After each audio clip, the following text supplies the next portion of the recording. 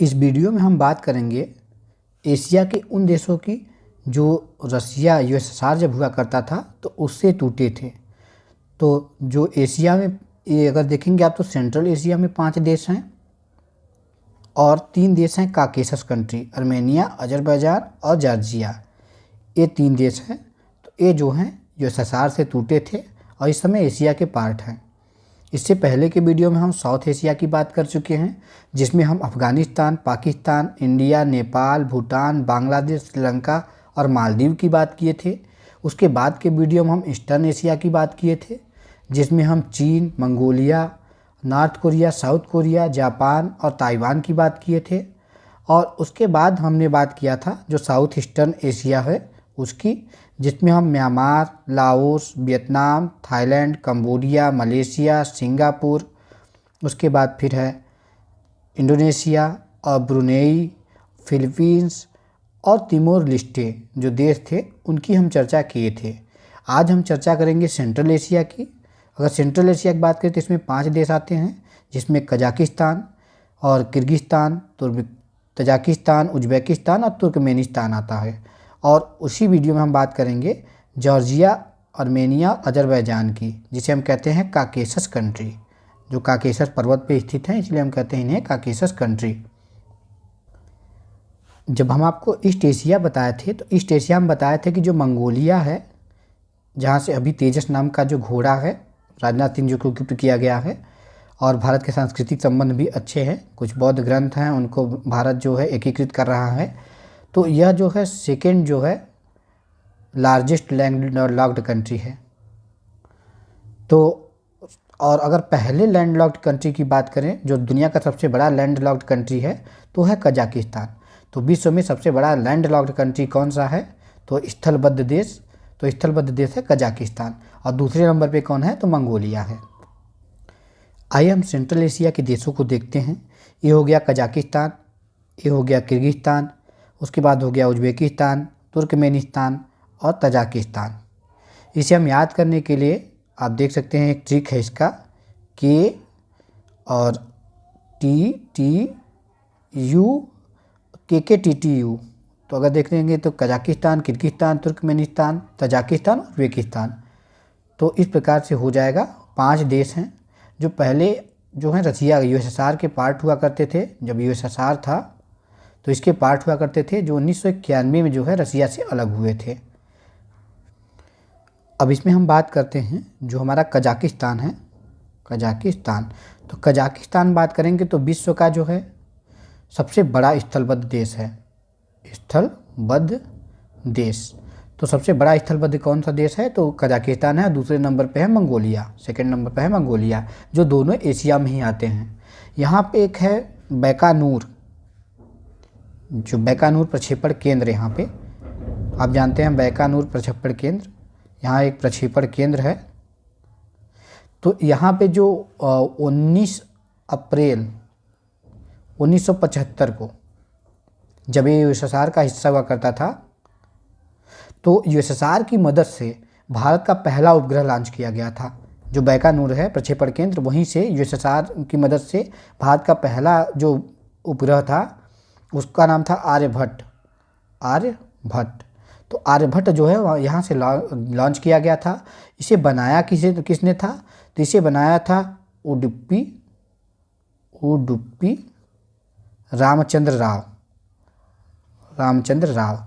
इन्हें हम जो है सैटेलाइट मैन ऑफ इंडिया कहते हैं, सैटेलाइट मैन ऑफ इंडिया।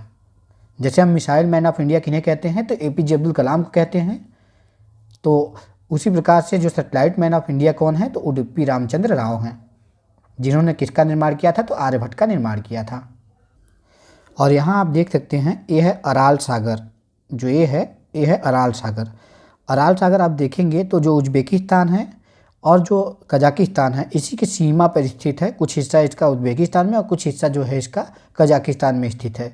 तो यह अगर देखेंगे तो कुल मिला के अभी अराल सागर जो है सूख रहा है, मुख्य रूप से इसीलिए चर्चा में है क्योंकि ये सूख रहा है, कंटिन्यूस इसमें जो पानी है वो कम होता जा रहा है। और ये हो गया नूर सुल्तान जो कजाकिस्तान की राजधानी है। और नूर सुल्तान से अगर आप साउथ में जाएंगे तो बैकानूर प्रक्षेपण केंद्र पड़ेगा।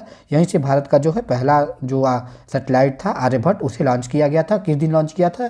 तो 19 अप्रैल 1975 को। किसकी मदद से? तो यूएसएसआर की मदद से। यह पहले रसिया का पार्ट हुआ करता था, जो यूएसएसआर है उसका पार्ट हुआ करता था, तो यूएसएसआर की मदद से इसे लॉन्च किया गया था।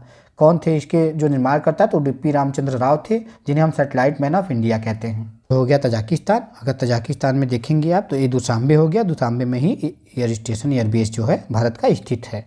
और उसके बाद अगर बात करें हम किर्गिस्तान की, तो किर्गिस्तान जो है यह भी चाइना से बॉर्डर लगाता है। और किर्गिस्तान में मुख्य रूप से आप देखेंगे तो यूरेनियम जो हो गया, यूरेनियम, कोयला, सोना, ये सब की खदान पाई जाती है। इसका भी कुछ ना कुछ सीमा विवाद लगातार जो है चाइना से बना रहता है।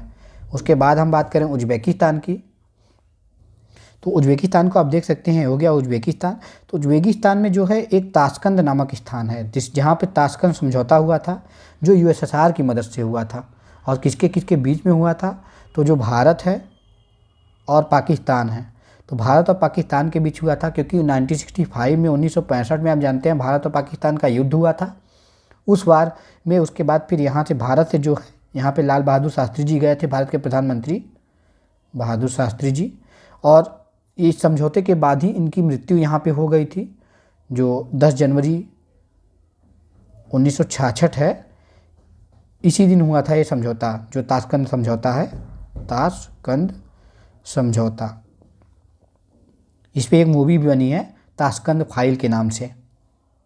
जिन्होंने जो द कश्मीर फाइल है डायरेक्ट किया है, उन्होंने ही इसे भी डायरेक्ट किया हुआ है। तजाकिस्तान अगर देखेंगे तो तजाकिस्तान भारत के लिए काफ़ी इम्पोर्टेंस रखता है। ये यहाँ पे दुशांबे जो नामक स्थान है, तो दुशांबे पे जो है एक एयर बेस है भारत का।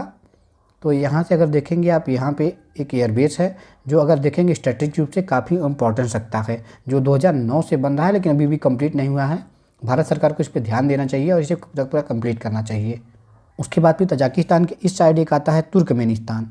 तो तुर्कमेनिस्तान कंट्री है, तो तुर्कमेनिस्तान से जो है एक तापी परियोजना अफगानिस्तान से, पाकिस्तान से होते हुए इंडिया की ओर आ रही है। क्योंकि यहाँ पे तुर्कमेनिस्तान में जो गैस के भंडार हैं वो अधिक है। तो इस प्रकार से देखेंगे आप तो तुर्कमेनिस्तान, उसके बाद अफगानिस्तान और फिर पाकिस्तान और फिर इंडिया। तो इस प्रकार से तापी जो परियोजना है ये भारत में आ रही है। लेकिन इसका निर्माण कार्य जो है पूरा नहीं हुआ है, क्योंकि इसमें अफगानिस्तान और पाकिस्तान जैसे देश हैं। क्योंकि अफगानिस्तान में आप देखेंगे कि तालिबान का शासन है, जो लड़कियों को 6 तक पढ़ने भी नहीं दे रहा है। और पाकिस्तान की सोच आप जानते भी हैं, इसीलिए जो है ये पाइपलाइन जो परियोजना है ये पूरी नहीं हो पा रही है। क्या है, इधर हो गया सेंट्रल एशिया और इधर हो गया काकेशस कंट्री। इसी के बीच में जो स्थित है इसे हम कहते हैं कैस्पियन सागर। ये हो गया कैस्पियन सागर। तो इससे कभी कभी प्रश्न पूछा जाता है कि इससे कौन कौन बाउंड्री लगाते हैं।